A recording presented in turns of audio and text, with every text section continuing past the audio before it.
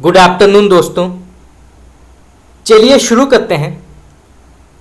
हिंदी साहित्य 1000 प्रश्न उत्तर marathon class. अब तक हमारा 8 क्लास कंप्लीट हो चुका है। आज क्लास नंबर 9 का आरंभ होने जा रहा है और आज भी हम हिंदी साहित्य के अत्यंत ही महत्वपूर्ण 100 प्रश्न उत्तर डिस्कस करेंगे। तो चलिए शुरू करते हैं। पहला सवाल, क्या हिंदी नाम की कोई भाषा ही नहीं? लेख के लेखक कौन है? तो क्या हिंदी नाम की कोई भाषा ही नहीं, लेख के लेखक कौन है? तो इसका सही उत्तर होगा आपका महावीर प्रसाद द्विवेदी। चलिए आगे बढ़ते हैं। यहाँ पे नीचे एक पंक्ति दी गई है, बताना है कि इसके लेखक कौन है। तो सबसे पहले पंक्ति पढ़ते हैं। सुधी मेरे आगम की जग में सुख की सिरहन को अंत खिली। तो सुधी मेरे आगम की जग में सुख की सिरहन को अंत खिली, इसके लेखक कौन है? तो इसका सही उत्तर होगा आपका महादेवी वर्मा। नेक्स्ट क्वेश्चन, देहाती दुनिया के लेखक कौन है? बहुत ही प्रसिद्ध ये रचना है, कई बार एग्जाम में पूछा गया है। तो देहाती दुनिया के लेखक कौन है? तो इसका सही उत्तर होगा आपका शिव पूजन सहाय। चलिए आगे बढ़ते हैं। यहाँ पे नीचे एक पंक्ति दी गई है, बताना है कि ये कौन से उपन्यास के अंतर्गत आता है और इसके लेखक का नाम क्या है। तो सबसे पहले पंक्ति पढ़ते हैं। यद्यपि 1942 के जन आंदोलन के समय इस गांव में ना तो फौजियों का कोई उत्पात हुआ था और ना आंदोलन की कोई लहर इस गांव में पहुंच पाई थी, किंतु जिले भर की घटनाओं की खबर अफवाहों के रूप में यहाँ तक जरूर पहुंची थी। तो ये किस उपन्यास के अंतर्गत आता है? तो फिर से पढ़ते हैं। यद्यपि 1942 के जन आंदोलन के समय इस गांव में ना तो फौजियों का कोई उत्पात हुआ था और ना आंदोलन की लहर इस गांव में पहुंच पाई थी, किंतु जिले भर की घटनाओं की खबर अफवाहों के रूप में यहाँ तक जरूर पहुंची थी। तो इसका सही उत्तर होगा आपका मैला आंचल। तो ये पंक्ति जो है मैला आंचल उपन्यास के अंतर्गत आती है और इसके लेखक हैं फणीश्वर नाथ रेणु। चलिए आगे बढ़ते हैं। लियो लावेंथल, जॉर्ज लुकाच, जाक देरिदा तथा इपोलित तेन में से मार्क्सवादी विचारक कौन है?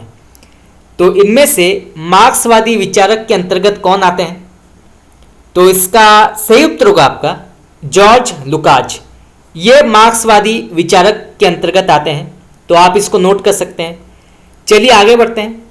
निर्मल वर्मा का यात्रा संस्मरण चिड़ों पर चांदनी किस पर आधारित है?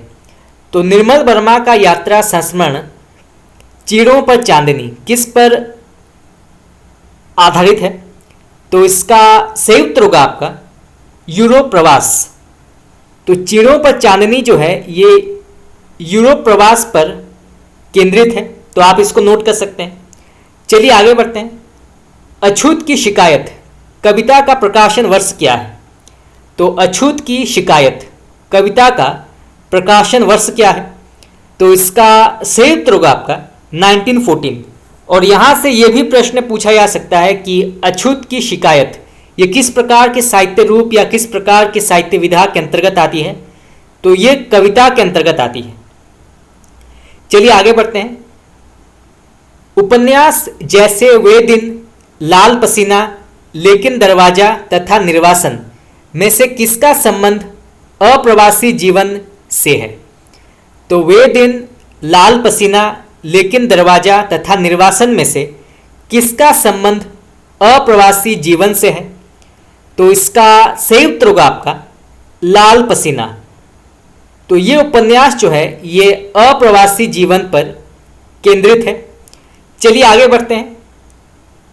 स्त्रीत्व का मानचित्र रचना के लेखक कौन है? तो स्त्रीत्व का मानचित्र के लेखक कौन है? तो इसका सही उत्तर होगा आपका अनामिका। आप इसको नोट कर सकते हैं, परीक्षा में पूछा जा सकता है। चलिए आगे बढ़ते हैं। विशेष्य विषमोषधम, नीलदेवी, अंधेर नगरी तथा भारत दुर्दशा में से भारतेंदु ने नाट्य रासक व लास्य रूपक कौन सी रचना को माना जाता है?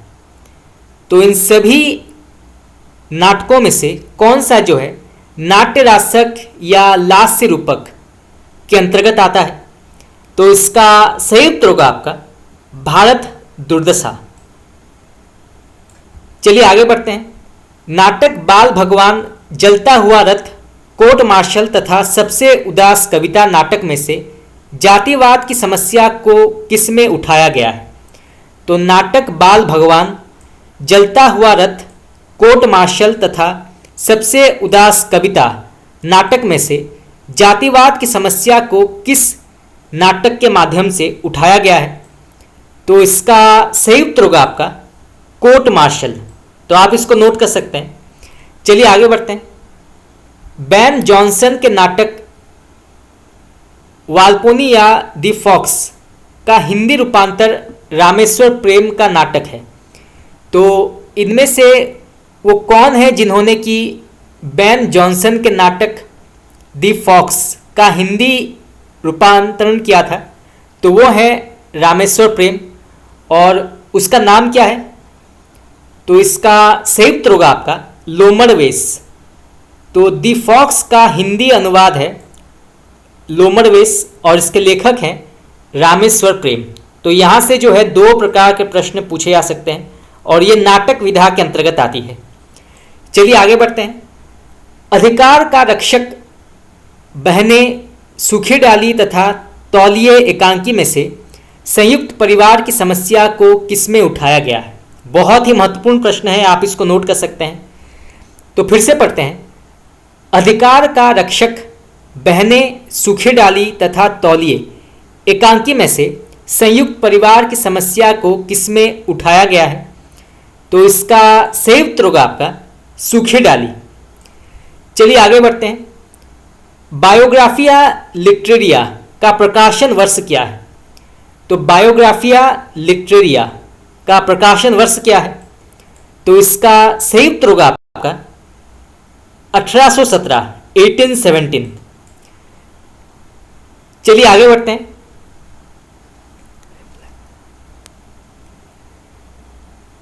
रेम्बलर, science and poetry, illusion and reality तथा एस्थेटिक में से डॉक्टर जॉनसन की कृति कौन सी है? तो इन सभी कृतियों में से डॉक्टर जॉनसन की कृति कौन सी है? तो इसका सही उत्तर होगा आपका रैम्बलर। तो आप इसको नोट कर सकते हैं, परीक्षा में ये पूछा जा सकता है। चलिए आगे बढ़ते हैं। ध्वन्यालोक ग्रंथ कब प्रकाशित हुई थी? तो ध्वन्यालोक ग्रंथ जो है ये किस शताब्दी में प्रकाशित हुई थी या किस शताब्दी में लिखी गई थी? तो इसका सही उत्तर होगा आपका 9वीं शताब्दी। तो आप इसको नोट कर सकते हैं। तो ध्वन्यालोक ग्रंथ जो है ये 9वीं शताब्दी में लिखी गई थी और इसके लेखक हैं आनंदवर्धन।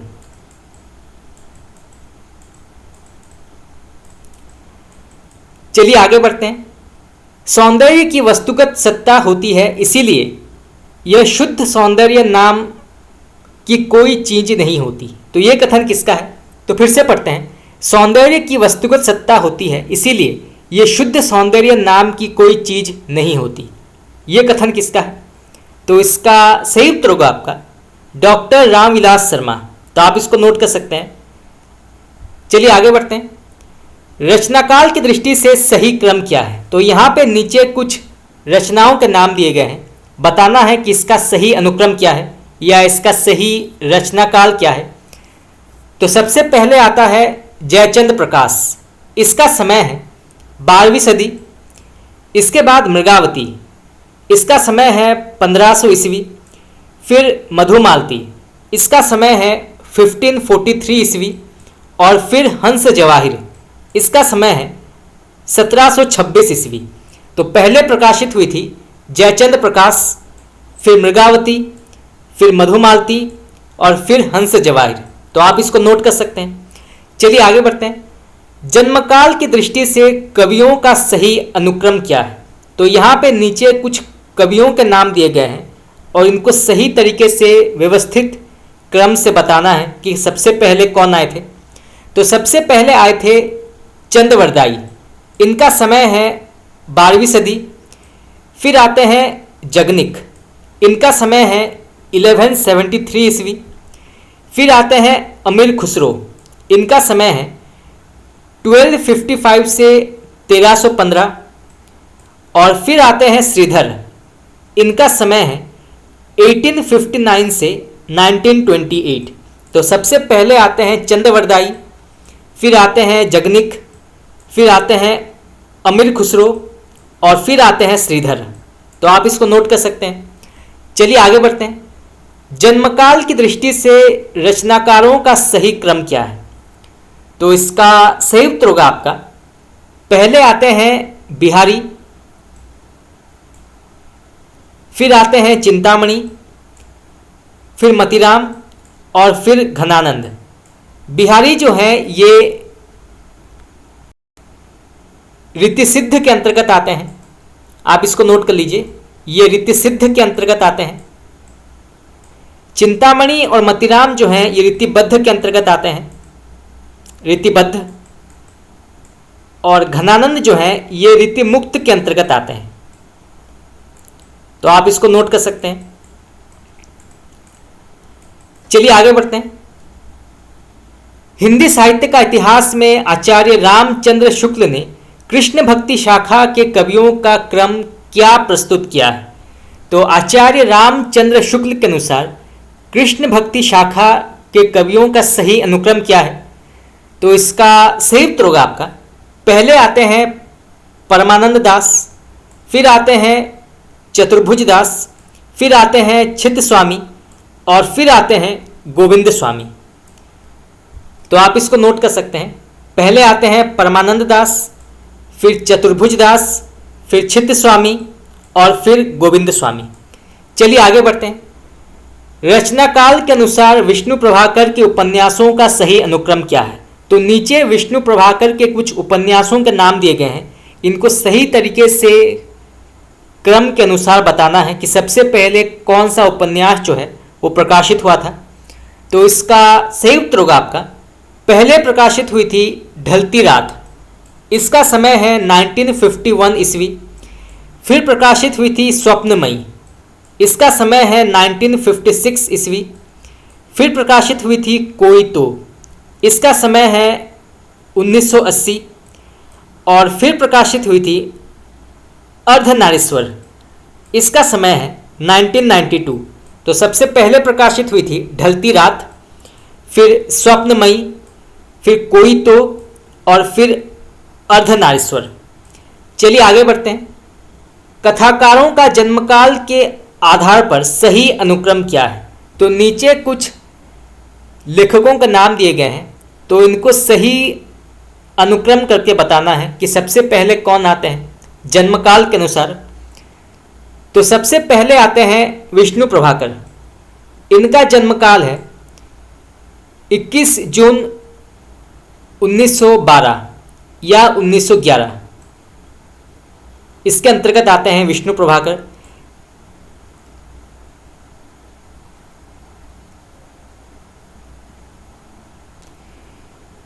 विष्णु प्रभाकर का समय है 21 जून 1912 से 11 अप्रैल 2009। तो इनका समय है 21 जून 1912 से 11 अप्रैल 2009। फिर आते हैं धर्मवीर भारती। इनका समय है 25 दिसंबर 1926 से 4 सितंबर 1997। फिर आते हैं मन्नू भंडारी। इनका समय है 3 अप्रैल 1931। और फिर आते हैं नरेंद्र कोहली। इनका समय है 6 जनवरी 1940। तो आप इसको नोट कर लीजिए।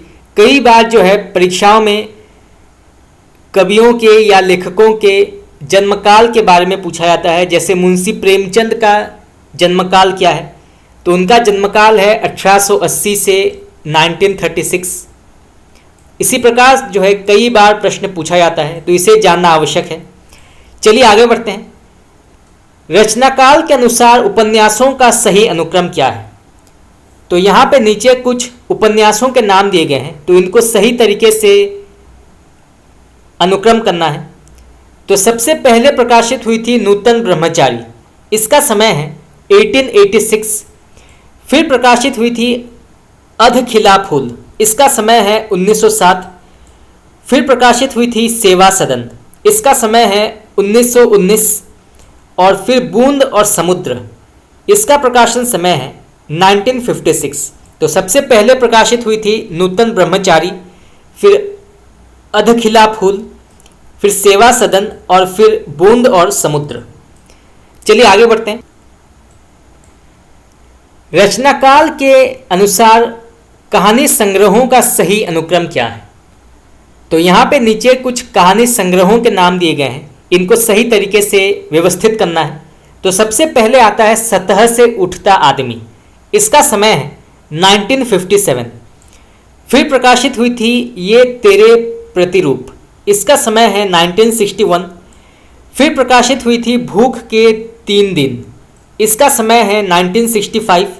और फिर एक धनी व्यक्ति का बयान, इसका समय है 1997।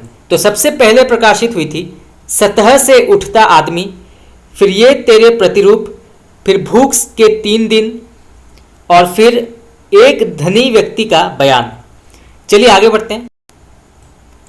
जयशंकर प्रसाद के काव्य ग्रंथों का प्रकाशन वर्ष के अनुसार सही क्रम यहाँ क्या है बताना है।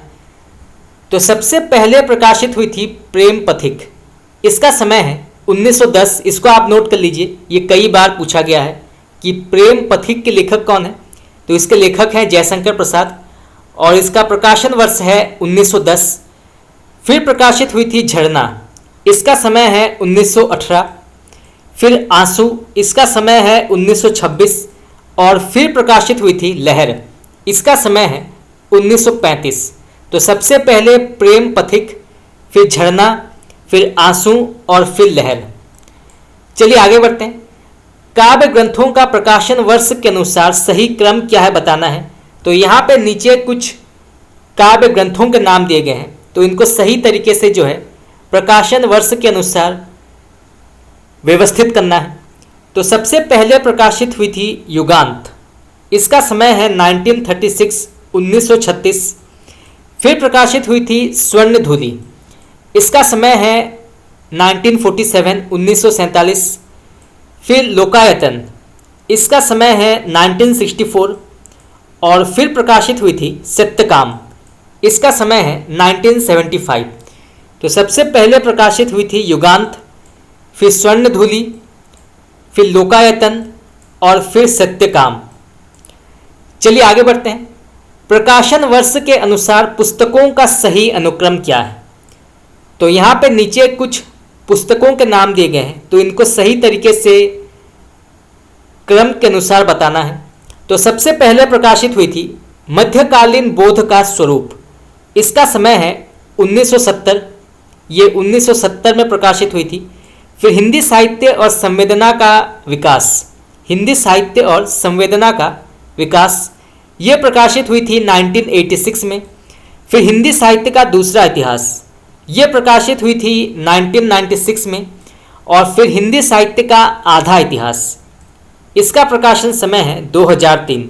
तो सबसे पहले मध्यकालीन बोध का स्वरूप, फिर हिंदी साहित्य और संवेदना का विकास, फिर हिंदी साहित्य का दूसरा इतिहास और फिर हिंदी साहित्य का आधा इतिहास।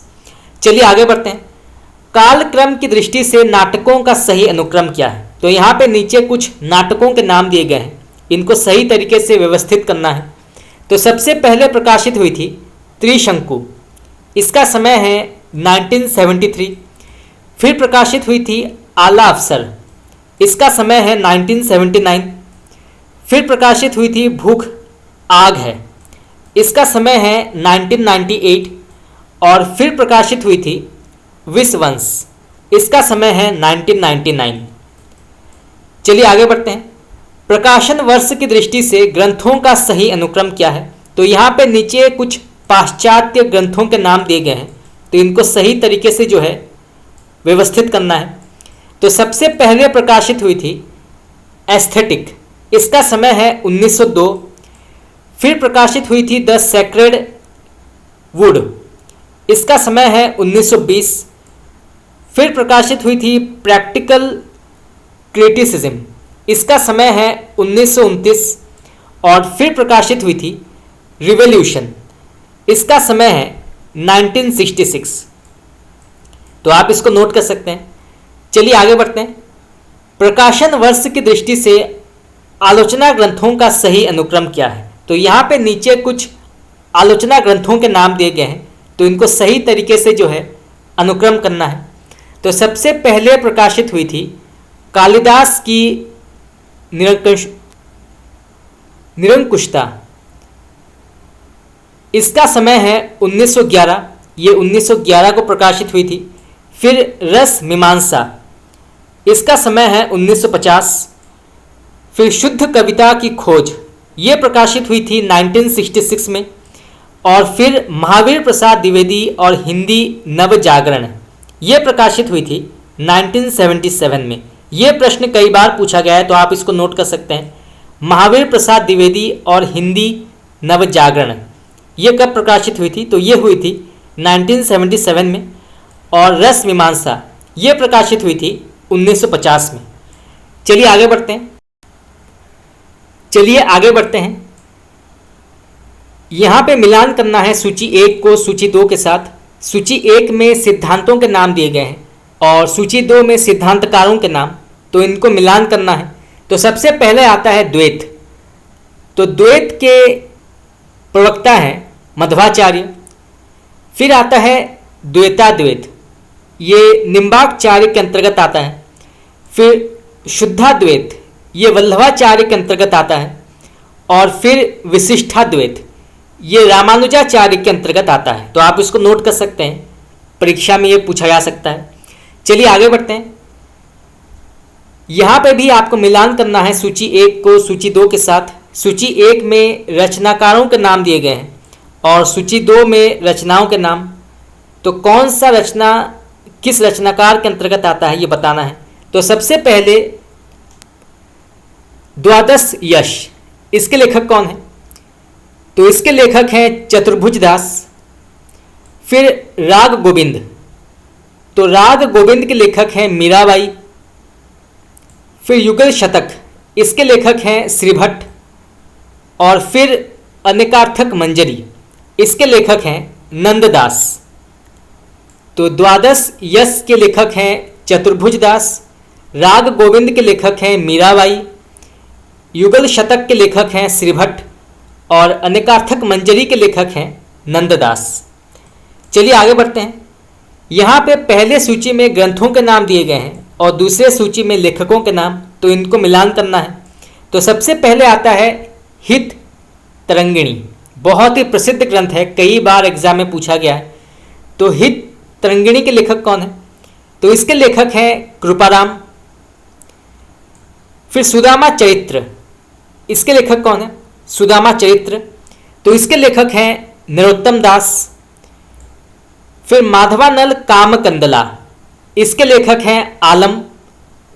और फिर विज्ञान गीता, इसके लेखक कौन है? तो इसके लेखक हैं केशव दास। तो हित तरंगिणी के लेखक हैं कृपाराम, सुदामा चरित्र के लेखक हैं नरोत्तम दास, माधवानल कामकंदला के लेखक हैं आलम और विज्ञान गीता के लेखक हैं केशव दास। चलिए आगे बढ़ते हैं। यहाँ पे पहले सूची में रचनाओं के नाम दिए गए हैं और दूसरे सूची में रचनाकारों के नाम।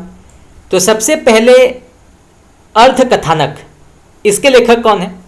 अर्धकथानक, तो इसके लेखक हैं बनारसी दास। आप इसको नोट कर सकते हैं, परीक्षा में ये पूछा जा सकता है। फिर काव्य कल्पद्रुम, इसके लेखक हैं सेनापति। फिर अलग शतक, इसके लेखक हैं मुबारक। और फिर बारह मासा, इसके लेखक हैं सुंदरदास। चलिए आगे बढ़ते हैं। यहाँ पे पहले सूची में रचनाओं के नाम दिए गए हैं और दूसरे सूची में रचनाकारों के नाम, तो इनको जो है मिलान करना है। तो सबसे पहले आता है राठौनारी खयात। इसके लेखक कौन है? तो इसके लेखक हैं दयाल दास। आप इसको नोट कर सकते हैं, परीक्षा में ये पूछा जा सकता है। फिर विराट पुराण, इसके लेखक कौन है? विराट पुराण, तो इसके लेखक हैं गोरखनाथ। फिर पुष्पदंत, इसके लेखक हैं उत्तर पुराण, तो उत्तर पुराण के लेखक हैं पुष्पदंत। और फिर उपदेश रसायन रास, इसके लेखक हैं जिनदत्त सूरी। ये प्रश्न कई बार पूछा गया है कि उपदेश रसायन रास के लेखक कौन है? तो इसके लेखक हैं जिनदत्त सूरी। चलिए आगे बढ़ते हैं। यहाँ पे भी आपको मिलान करना है। पहले सूची में कवियों के नाम दिए गए हैं और दूसरे सूची में पंक्तियों के नाम। तो यहाँ पे जो है किस पंक्ति के लेखक कौन से कवि हैं ये बताना है। तो सबसे पहले पंक्ति पढ़ते हैं। सुनो व्यापार सारा मिट चुका है, देश का सब धन विदेशी हर रहे हैं, पार है क्या क्लेश का। इसके लेखक कौन है? तो इस पंक्ति के लेखक कौन है? तो सुनो व्यापार सारा मिट चुका है, देश का सब धन विदेशी हर रहे हैं, पार है क्या क्लेश का। तो इसके लेखक हैं मैथिली शरणगुप्त। चलिए आगे बढ़ते हैं। तुम भूल गए पुरुषत्व मोह में, कुछ सत्ता है नारी की, समरसता है संबंध बनी अधिकार और अधिकारी की। इस पंक्ति के लेखक कौन है? तो तुम भूल गए पुरुषत्व मोह में, कुछ सत्ता है नारी की, समरसता है संबंध बनी अधिकार और अधिकारी की। तो इसके लेखक हैं जयशंकर प्रसाद। चलिए आगे बढ़ते हैं। प्रथम रश्मि का आना रेगिणी, तूने कैसे पहचाना। ये रागिनी होगा, आना रागिनी। तूने कैसे पहचाना, कहाँ कहाँ है बाला वहंगिनी, पाया तूने ये गाना। तो इस पंक्ति के लेखक हैं सुमित्रा नंदन पंत। ये बहुत कुछ जो है प्रकृति के साथ जुड़ा हुआ है, इसीलिए सुमित्रा नंदन पंत को जो है प्रकृति का सुकुमार कवि कहा जाता है। ये प्रश्न भी कई बार पूछा गया है। चलिए आगे बढ़ते हैं। क्या अमरों का लोक मिलेगा तेरी करुणा का उपहार, रहने दो हे देव अरे यह मेरा मिटने का अधिकार। इस पंक्ति के लेखक कौन है? खास करके ये जो सेकंड पंक्ति है ये कई बार पूछा गया है, रहने दो हे देव अरे यह मेरा मिटने का अधिकार। तो इसके लेखक हैं महादेवी वर्मा। तो आप इसको नोट कर सकते हैं। चलिए आगे बढ़ते हैं। यहाँ पे भी आपको मिलान करना है। पहले सूची में ग्रंथों के नाम दिए गए हैं और दूसरे सूची में रचनाकारों के नाम। तो सबसे पहले ग्रंथ पढ़ते हैं। साहित्य और समाज शास्त्र, इसके लेखक कौन है? साहित्य और समाज शास्त्र, तो इसके लेखक हैं डॉक्टर नगेंद्र। फिर प्रगतिशील साहित्य की समस्याएं, ये बहुत ही प्रसिद्ध ग्रंथ है, कई बार एग्जाम में पूछा गया है, तो आप इसको नोट कर सकते हैं। तो प्रगतिशील साहित्य की समस्याएं, इसके लेखक कौन है? तो इसके लेखक हैं डॉक्टर रामविलास शर्मा। फिर आधुनिक हिंदी कविता में बिंब विधान, तो आधुनिक हिंदी कविता में बिंब विधान, इसके लेखक हैं केदारनाथ सिंह। और फिर अद्यतन, इसके लेखक हैं अज्ञ। चलिए आगे बढ़ते हैं। सही सुमिलित करना है। तो पहले सूची में रचनाओं के नाम दिए गए हैं और दूसरे सूची में रचनाकारों के नाम, तो इनको सही तरीके से मिलान करना है। तो सबसे पहले आता है छप्पर, इसके लेखक कौन है? छप्पर, तो इसके लेखक हैं जयप्रकाश करदम। फिर शिकंजे का दर्द, इसके लेखक कौन है? शिकंजे का दर्द, तो इसके लेखक हैं सुशीला टागोरे। फिर अपने अपने पिंजरे, इसके लेखक हैं मोहनदास निमिष राय। और फिर झोपड़ी से राजभवन तक, तो झोपड़ी से राजभवन तक, इसके लेखक कौन है? तो इसके लेखक हैं माता प्रसाद। चलिए आगे बढ़ते हैं। यहाँ पे पहले सूची में कहानियों के बारे में कहा गया है और दूसरे सूची में रचनाकारों के बारे में। तो किस कहानी के लेखक कौन है ये बताना है। तो सबसे पहले आता है यारों के यार। ये बहुत ही प्रसिद्ध कहानी है, कई बार एग्जाम में पूछा गया है, तो आप इसको नोट कर सकते हैं। तो यारों के यार इसके लेखक कौन है? तो इसके लेखक हैं कृष्णा सोबती। फिर मछली मरी हुई, इसके लेखक हैं राजकमल चौधरी।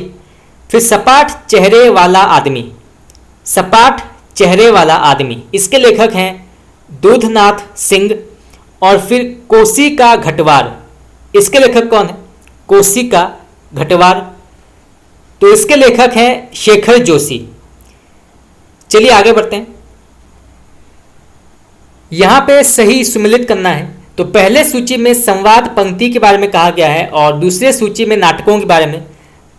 तो कौन सा संवाद पंक्ति जो है किस नाटक के अंतर्गत आता है ये बताना है। तो सबसे पहले संवाद पढ़ते हैं।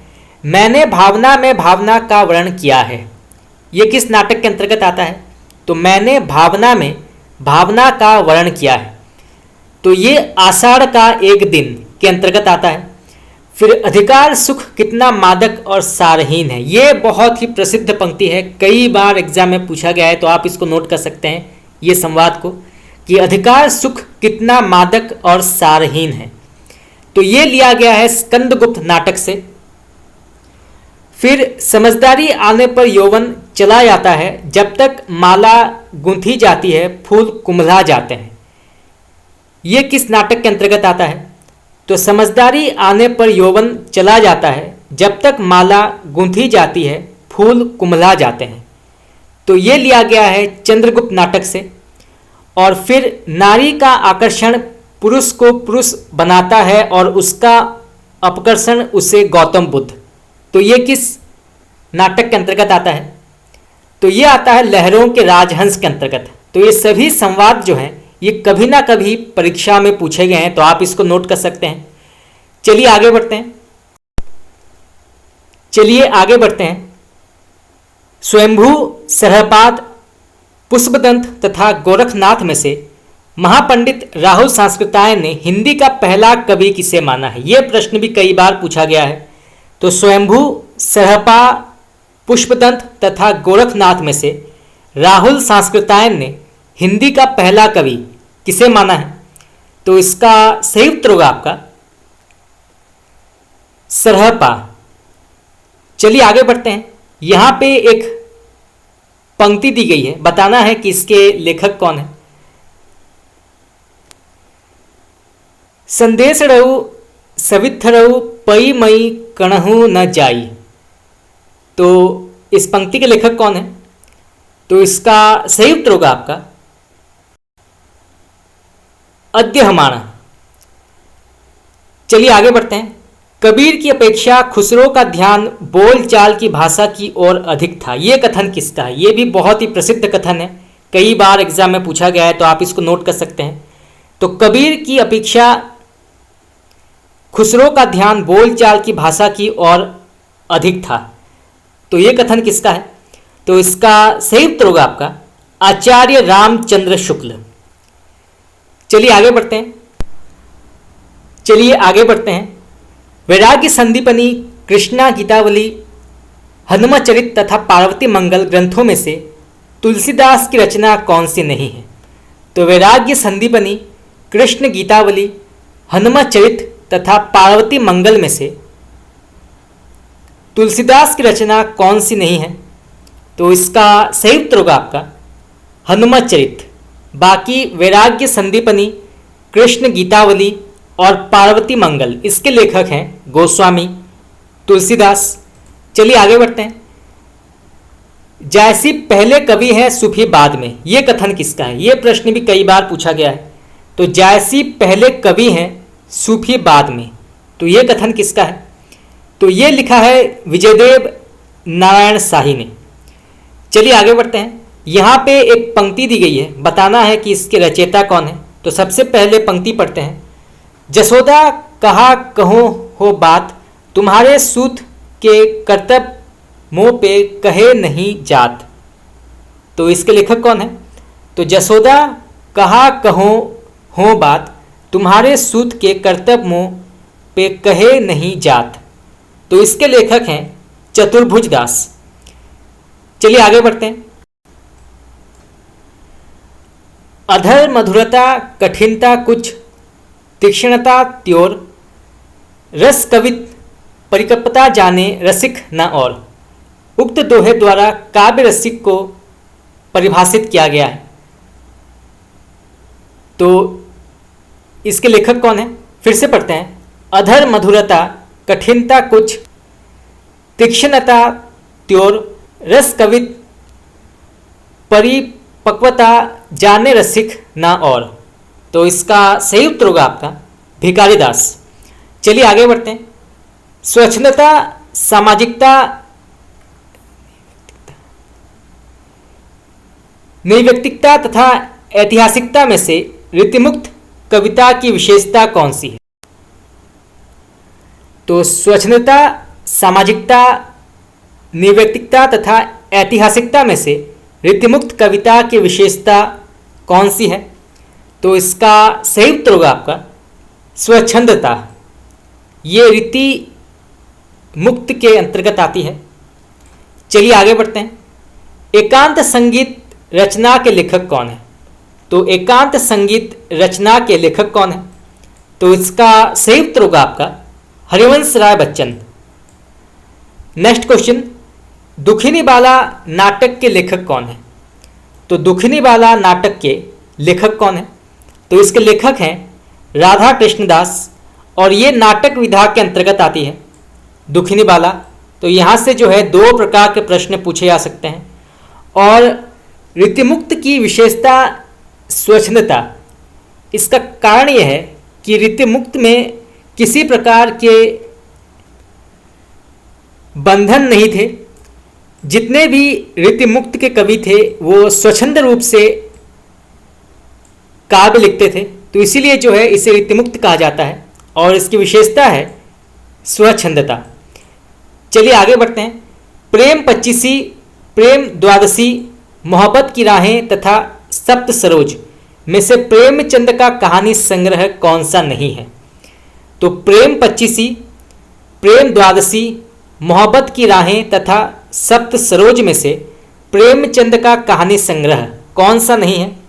तो इसका सही उत्तर होगा आपका मोहब्बत की राहें। चलिए आगे बढ़ते हैं। आदिम रात्रि की महक, अग्निखोर, अच्छे आदमी तथा गरीबी हटाओ में से फणीश्वरनाथ रेणु का कहानी संग्रह कौन सा नहीं है? तो आदिम रात्रि की महक, अग्निखोर, अच्छे आदमी तथा गरीबी हटाओ में से फणीश्वरनाथ रेणु का कहानी संग्रह कौन सा नहीं है? तो इसका सही उत्तर होगा आपका गरीबी हटाओ। ये फणीश्वरनाथ रेणु का कहानी संग्रह नहीं है।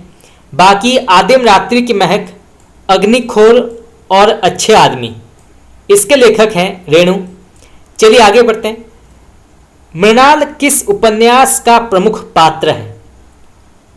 तो मृणाल किस उपन्यास का प्रमुख पात्र है? तो इसका सही उत्तर होगा आपका त्यागपत्र। और यहाँ से यह भी प्रश्न पूछा जा सकता है कि त्यागपत्र किस प्रकार के साहित्य रूप या किस प्रकार की साहित्य विधा के अंतर्गत आती है? तो ये उपन्यास के अंतर्गत आती है। चलिए आगे बढ़ते हैं। बंबई के मजदूर संगठनों के जीवन संघर्ष पर आधारित उपन्यास कौन सा है? तो बंबई के मजदूर संगठनों के जीवन संघर्ष पर आधारित उपन्यास कौन सा है? तो इसका सही उत्तर होगा आपका आवा। चलिए आगे बढ़ते हैं। शिव शंभू के चिट्ठे के रचनाकार कौन है? यह प्रश्न कई बार पूछा गया है, तो आप इसको नोट कर सकते हैं। तो शिव शंभू के चिट्ठे के रचनाकार कौन है? तो इसका सही उत्तर होगा आपका बाल मुकुंद गुप्त। चलिए आगे बढ़ते हैं। काशी नागरी प्रचारिणी सभा के प्रथम सभापति कौन थे? तो काशी नागरी प्रचारिणी सभा के प्रथम सभापति कौन थे? तो इसका सही उत्तर होगा आपका बाबू राधा कृष्ण दास। इसके प्रथम या इसके पहले सभापति थे। चलिए आगे बढ़ते हैं। कॉमा, अल्पविराम, प्रश्नवाचक तथा पूर्ण विराम में से कौन सा विराम चिन्ह ऐसा है जो हिंदी में अंग्रेजी भाषा से नहीं लिया गया है? बहुत ही महत्वपूर्ण प्रश्न है, कई बार पूछा गया है, तो आप इसको नोट कर सकते हैं। तो कॉमा, अल्पविराम, प्रश्नवाचक तथा पूर्ण विराम में से कौन सा विराम चिन्ह जो है वो हिंदी में अंग्रेजी भाषा से नहीं लिया गया है। तो इसका सही उत्तर होगा आपका पूर्ण विराम। पूर्ण विराम जो है ये अंग्रेजी भाषा से नहीं लिया गया है, ये पूरी तरह से जो है हिंदी के अंतर्गत आता है। अंग्रेजी में पूर्ण विराम ये होता है डॉट, और हिंदी में ये होता है। चलिए आगे बढ़ते हैं।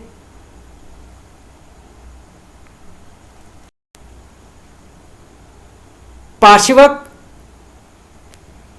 उत्क्षिपत, प्रकंपित तथा संघर्षहीन में से प्रयत्न के आधार पर ल ध्वनि कहाँ आता है? तो इन सभी में से जो है ल ध्वनि जो है किसके अंतर्गत आता है, ये किस प्रयत्न के आधार पर ये आता है? तो इसका सही उत्तर होगा आपका पार्श्विक। ल जो है पार्श्विक ध्वनि के या पार्श्विक के अंतर्गत आता है, तो आप इसको नोट कर सकते हैं। चलिए आगे बढ़ते हैं। श्लेष, विप्सा, उपमा तथा वक्रोक्ति में से शब्दालंकार कौन सा नहीं है?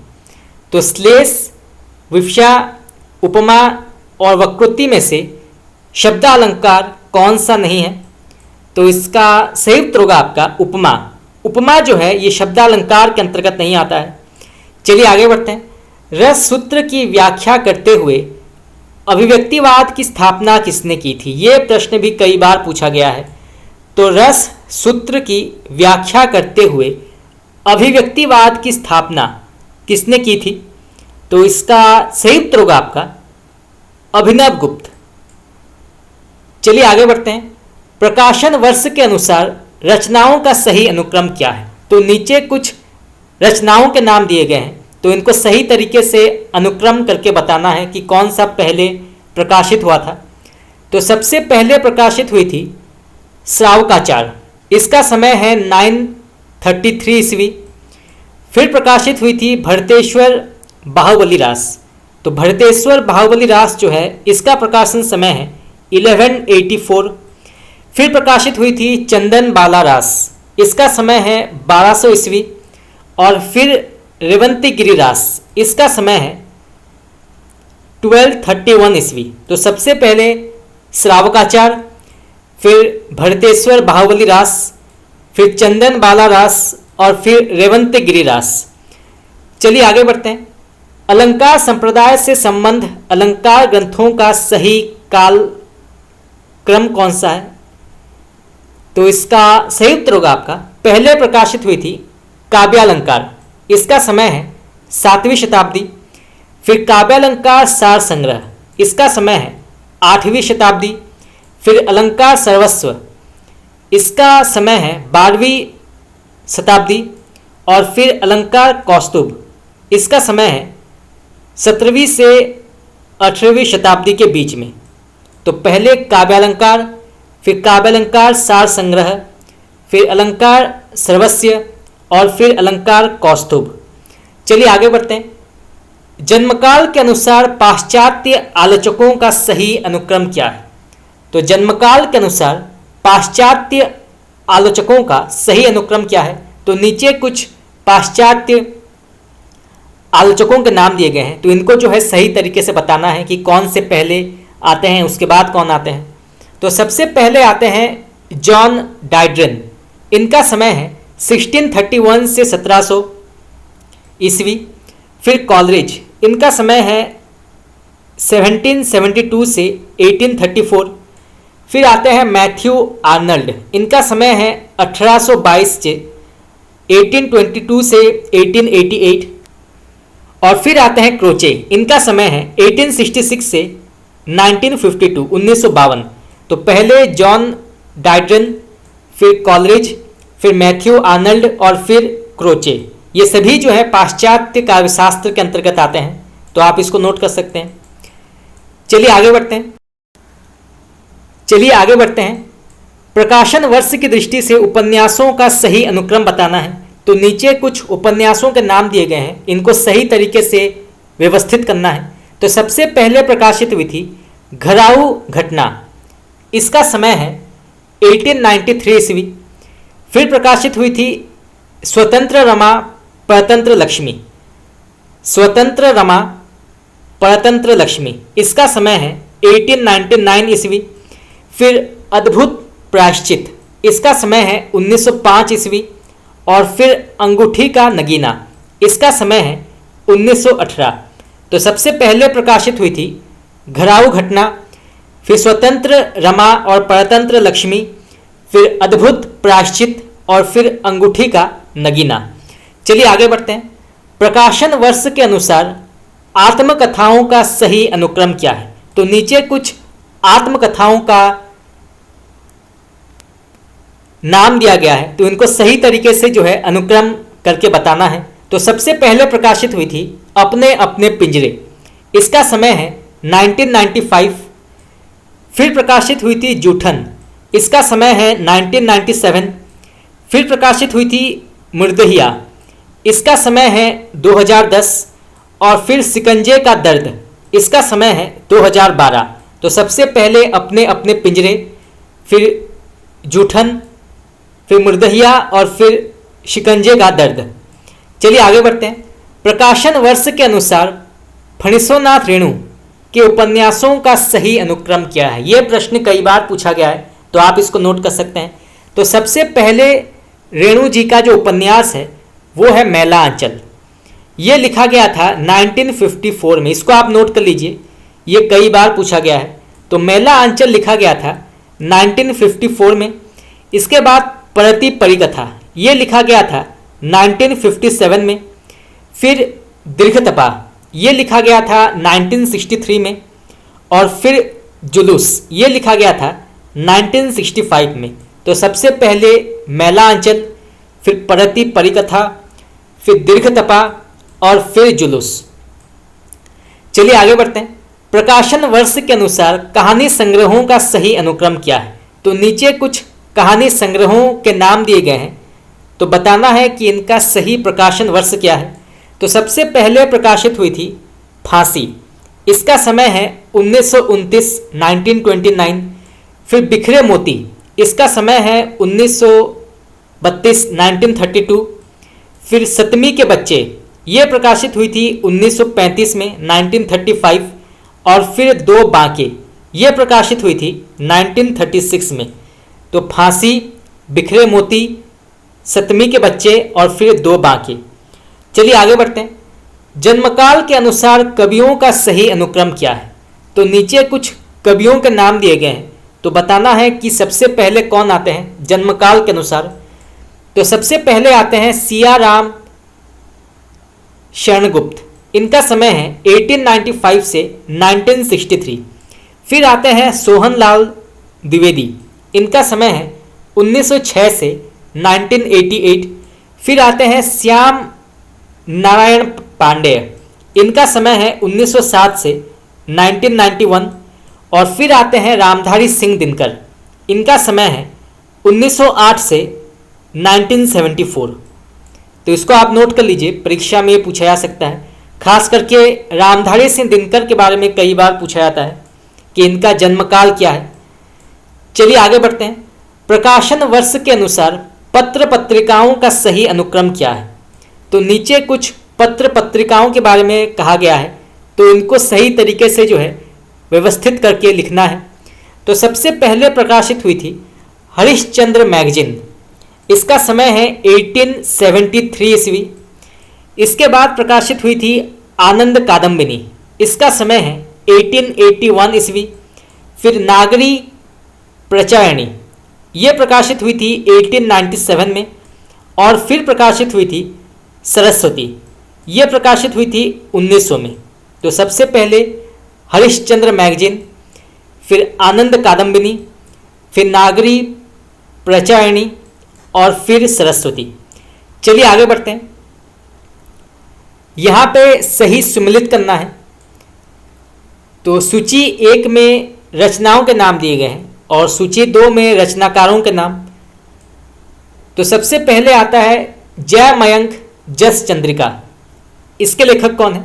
जय मयंक जस चंद्रिका, तो इसके लेखक हैं मधुकर कवि। इसके बाद पृथ्वीराज रासो, तो पृथ्वीराज रासो के लेखक हैं चंद्रवरदाई। इसके बाद श्रावकाचार्य, इसके लेखक हैं देवसेन। और फिर नेमिनाथ रास, इसके लेखक हैं सुमति मणि या सुमति गणि भी कहा जाता है। चलिए आगे बढ़ते हैं। यहाँ पे पहले सूची में ग्रंथों के नाम दिए गए हैं और दूसरे सूची में लेखकों के नाम, तो इनको जो है सुमेलन करना है। तो सबसे पहले आता है साहित्य लहरी, इसके लेखक कौन है? साहित्य लहरी, तो इसके लेखक हैं सूरदास। फिर प्रेम वाटिका, इसके लेखक हैं रसखान। फिर रस मंजरी, इसके लेखक हैं नंददास। और फिर भक्त नामावली, इसके लेखक हैं ध्रुवदास। इसको आप नोट कर लीजिए, ये कई बार पूछा गया है, भक्त नामावली। तो भक्त नामावली के लेखक हैं ध्रुवदास। चलिए आगे बढ़ते हैं। यहाँ पे भी आपको मिलान करना है सूची 1 को सूची 2 के साथ। सूची 1 में कवियों के नाम हैं और सूची 2 में रचनाओं के नाम। तो सबसे पहले आता है माधवानल कामकंदला, इसके लेखक कौन है? माधवानल कामकंदला, तो इसके लेखक हैं आलम। इसके बाद सुजान हित प्रबंध, तो सुजान हित प्रबंध के लेखक कौन है? तो इसके लेखक हैं घनानंद। इसके बाद ठाकुर ठसक, तो ठाकुर ठसक के लेखक हैं ठाकुर कवि। और फिर श्रृंगार लतिका सौरभ, तो श्रृंगार लतिका सौरभ के लेखक हैं द्विजदेव। चलिए आगे बढ़ते हैं। यहाँ पे भी सही सुमेलन करना है। तो सबसे पहले यहाँ पे रचनाओं के नाम दिए गए हैं और यहाँ पे रचनाकारों के नाम। तो सबसे पहले आता है एक पतंग अनंत में, इसके लेखक हैं अशोक वाजपेयी, एक पतंग अनंत में। इसके बाद यहाँ से देखो, इसके लेखक हैं केदारनाथ सिंह। फिर बात बोलेगी, इसके लेखक हैं शमशेर बहादुर सिंह। ये प्रश्न कई बार पूछा गया है, बात बोलेगी, तो इसके लेखक हैं शमशेर बहादुर सिंह। और फिर आत्मजयी, इसके लेखक हैं कुंवर नारायण। चलिए आगे बढ़ते हैं। यहाँ पे सूची नंबर 1 में रचनाओं के नाम दिए गए हैं और सूची नंबर 2 में रचनाकारों के नाम। तो सबसे पहले आता है सूखी डाली, इसके लेखक कौन है? सूखी डाली, तो इसके लेखक हैं उपेंद्र नाथ अश्क। फिर कारवां, इसके लेखक हैं भुवनेश्वर प्रसाद। फिर बादल की मृत्यु, इसके लेखक हैं डॉक्टर राम कुमार वर्मा। और फिर एक घूंट, इसके लेखक हैं जयशंकर प्रसाद। ये प्रश्न कई बार पूछा गया है कि एक घूंट के लेखक कौन है? तो इसके लेखक हैं जयशंकर प्रसाद। चलिए आगे बढ़ते हैं। यहाँ पे सूची नंबर 1 में रचनाओं के नाम है और सूची नंबर 2 में रचनाकारों के नाम। तो इनको जो है सुमेलन करना है। तो सबसे पहले आता है मेरी आत्मकहानी, इसके लेखक कौन है? मेरी आत्मकहानी, तो इसके लेखक हैं श्याम सुंदर दास। फिर स्मृति की रेखाएं, इसके लेखक हैं महादेवी वर्मा। फिर माटी की मूर्तें, इसके लेखक हैं राम वृक्ष बेनीपुरी। और फिर हरिश्चंद्र, इसके लेखक हैं शिवनंदन सहाय। चलिए आगे बढ़ते हैं। यहाँ पे सूची नंबर 1 में लेखिकाओं के नाम हैं और सूची नंबर 2 में रचनाओं के नाम। तो कौन सी रचना किस लेखिका के अंतर्गत आती है ये बताना है। तो सबसे पहले एक पत्नी के नोट्स, इसके लेखक कौन है? एक पत्नी के नोट्स, तो इसके लेखक हैं ममता कालिया। फिर जिंदा मुहावरे, इसके लेखक हैं नासिरा शर्मा। फिर एक जमीन अपनी, इसके लेखक हैं चित्रा मुदगल। और फिर शेष कादंबरी, इसके लेखक हैं अलका सरावगी। चलिए आगे बढ़ते हैं। यहाँ पे सूची नंबर 1 में काव्य शास्त्रीय कृतियों के बारे में कहा गया है और सूची नंबर 2 में आचार्यों के बारे में। तो इनको जो है मिलान करना है। तो सबसे पहले कृति आती है औचित्य विचार चर्चा। तो औचित्य विचार चर्चा के लेखक कौन है? तो इसके लेखक हैं क्षेमेंद्र। इसके बाद ध्वन्यालोक, इसके लेखक हैं आनंदवर्धन। फिर श्रृंगार प्रकाश, तो श्रृंगार प्रकाश के लेखक हैं भोजराज। और फिर काव्य मीमांसा, तो काव्य मीमांसा के लेखक हैं राजशेखर। यह प्रश्न कई बार पूछा गया है तो आप इसको नोट कर सकते हैं। काव्य मीमांसा, इसके लेखक हैं राजशेखर। चलिए आगे बढ़ते हैं। यहाँ पे मिलान करना है। पहले सूची में आलोचना ग्रंथों के बारे में कहा गया है और सूची नंबर 2 में आलोचकों के बारे में, तो इनको जो है मिलान करना है। तो सबसे पहले हिंदी साहित्य के 80 वर्ष, इसके लेखक कौन है? हिंदी साहित्य के 80 वर्ष, तो इसके लेखक हैं शिवदान सिंह चौहान। इसके बाद शब्द और मनुष्य, इसके लेखक हैं परमानंद श्रीवास्तव। फिर अज्ञ वागर्थ वैभव, इसके लेखक हैं रमेश चंद्र शाह। और फिर लोकवादी तुलसीदास, तो इसके लेखक हैं विश्वनाथ त्रिपाठी। तो इसको आप नोट कर लीजिए। हिंदी साहित्य के 80 वर्ष, इसके लेखक हैं शिवदान सिंह चौहान। शब्द और मनुष्य, इसके लेखक हैं परमानंद श्रीवास्तव। अज्ञ वागर्थ वैभव, इसके लेखक हैं रमेश चंद्र शाह। और लोकवादी तुलसीदास, इसके लेखक हैं विश्वनाथ त्रिपाठी। चलिए आगे बढ़ते हैं। यहाँ पे मिलान करना है। सूची नंबर 1 में नाटककारों के नाम है और सूची नंबर 2 में नाटकों के नाम। तो कौन सा नाटक किस नाटककार के अंतर्गत आता है ये बताना है। तो सबसे पहले रक्षाबंधन, इसके लेखक कौन है? रक्षाबंधन, तो इसके लेखक हैं हरिकृष्ण प्रेमी। इसके बाद अंगूर की बेटी, अंगूर की बेटी, इसके लेखक हैं गोविंद वल्लभ पंत। फिर सन्यासी, इसके लेखक हैं लक्ष्मी नारायण मिश्र। और फिर अशोक, तो अशोक के लेखक हैं चंद्रगुप्त विद्यालंकार। और ये सभी जो हैं ये नाटक विधा के अंतर्गत आते हैं। अगर ये प्रश्न पूछा जाता है कि रक्षाबंधन या अंगूर की बेटी या सन्यासी या अशोक ये किस प्रकार के साहित्य रूप या किस प्रकार के साहित्य विधा के अंतर्गत आती है, तो ये नाटक विधा के अंतर्गत आती है। चलिए आगे बढ़ते हैं। चलिए आगे बढ़ते हैं। अंग्रेजी, हिंदी, फ्रेंच तथा जर्मन भाषा में से हिंदी साहित्य का इतिहास सर्वप्रथम किसमें लिखा गया था? ये प्रश्न भी कई बार पूछा गया है तो आप इसको नोट कर सकते हैं। तो अंग्रेजी, हिंदी, फ्रेंच तथा जर्मन भाषा में से हिंदी साहित्य का इतिहास सर्वप्रथम किस भाषा में लिखा गया था? तो इसका सही उत्तर होगा आपका फ्रेंच भाषा। तो सबसे पहले फ्रेंच भाषा में जो है हिंदी साहित्य का पहला इतिहास लिखा गया था और इसके लेखक थे गार्सा दा तासी। चलिए आगे बढ़ते हैं। नेक्स्ट क्वेश्चन, यहाँ पे एक पंक्ति दी गई है, बताना है कि इसके लेखक कौन है। तो सबसे पहले पंक्ति पढ़ते हैं। पंडित सहल सत बखणाई, देह ही बुद्ध वसंत न जानाई। तो इसके लेखक कौन है?